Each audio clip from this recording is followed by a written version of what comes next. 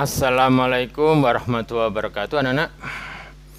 Kita masuk ke perilaku pelaku ekonomi dalam kegiatan ekonomi. Nah, kita bahas saja apa saja sih kegiatan ekonomi itu. Nah, yang pertama tentang sebenarnya yang dasar ya anak-anak ya. Produksi, distribusi, konsumsi. Nah, tapi kalau sekarang daerah sekarang ini ditambahi P, promosi. Itu contoh-contoh kegiatan ekonomi.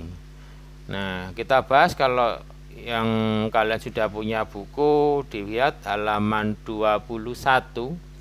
Kita bahas sekarang yang konsumsi.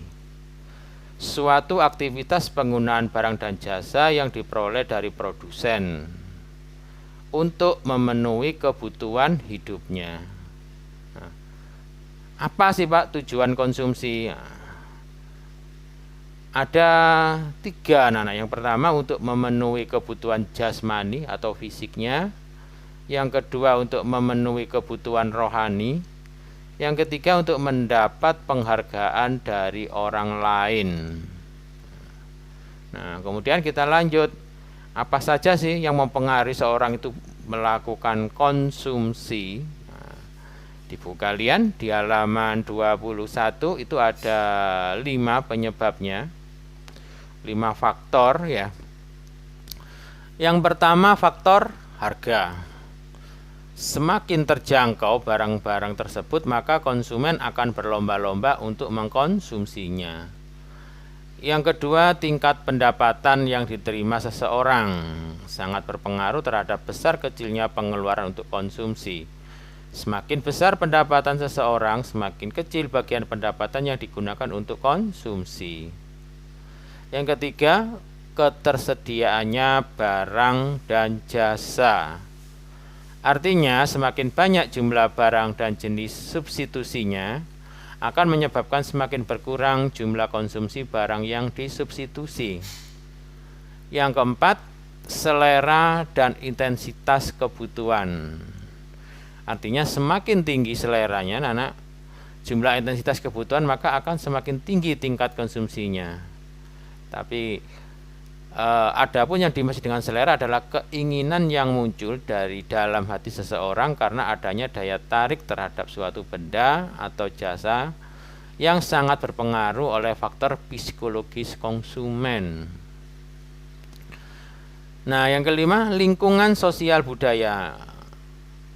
Ini juga sangat berpengaruh, di mana dengan lingkungan yang memiliki tingkat konsumsi tinggi, maka akan menyebabkan masyarakat yang berada pada lingkungan sekitarnya juga memiliki tingkat konsumsi yang tinggi. Nah, versinya Pak Engel di sini, Angel atau Engel ya. Semakin kecil pendapatan, semakin besar pendapatan itu ditujukan untuk konsumsi. Sebaliknya, semakin besar pendapatan, semakin besar bagian pendapatan itu ditujukan untuk tabungan anak-anak. Nah, kita beda lagi menurut Pak Goosen, Pak Herman Hendrik Goosen. Nah, ini Pak Herman ini atau Pak, tapi lebih dikenal pakai Pak Goosen ya. Itu dia punya 2 hukum anak-anak, hukum Goosen 1 dan 2.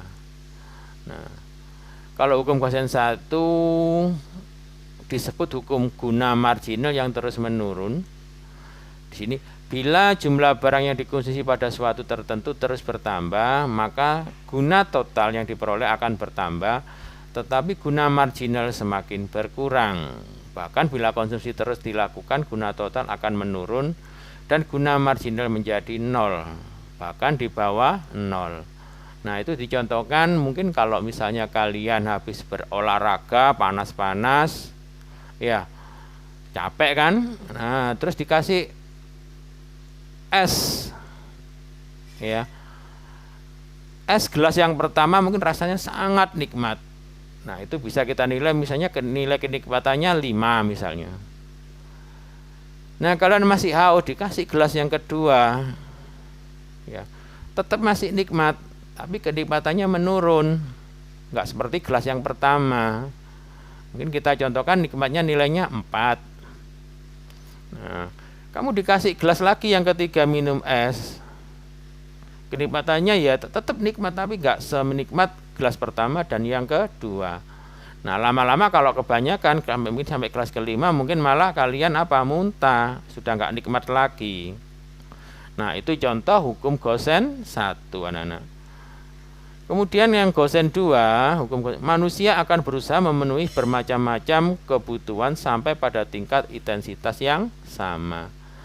Ya, sama nanti kalau misalnya kalian ada yang kuliah di luar Surabaya, mungkin di Jember, di Malang, atau di Jakarta, atau di Jogja.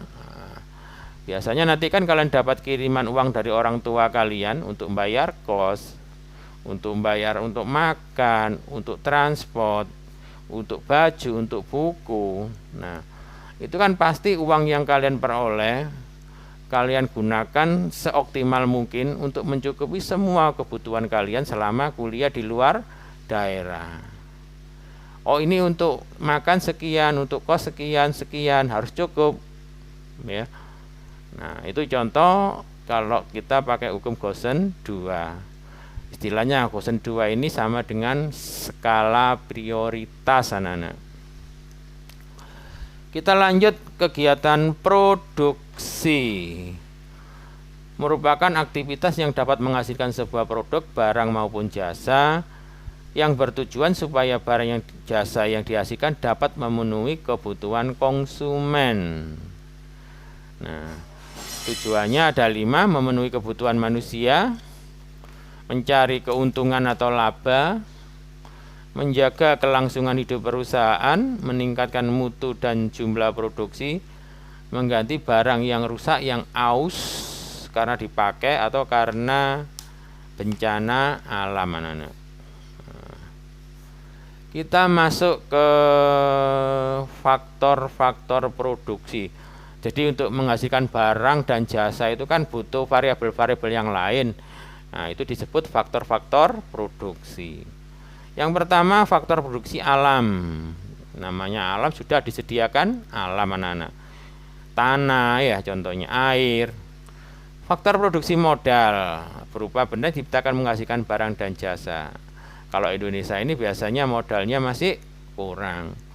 Yang ketiga, tenaga kerja. Nah, alam tenaga kerja ini kita punya banyak karena penduduk kita banyak. Untuk menggerakkan faktor produksi dibiayai dengan modal, digerakkan dengan tenaga kerja.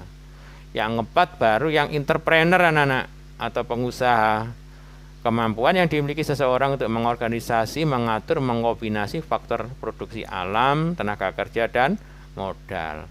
Jadi ketiga itu tanpa pengusaha, atau entrepreneur tidak akan jalan. Kita akan dulu ya, nanti pertemuan berikutnya. Wassalamualaikum warahmatullahi wabarakatuh.